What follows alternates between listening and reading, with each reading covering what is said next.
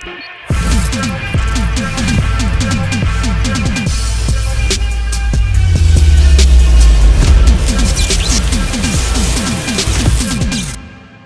if events went differently? What if Hawkeye sacrificed himself instead of Natasha in Avengers Endgame at Vormir? How events would have went differently in this timeline? Without wasting any more time, let's dive right into it.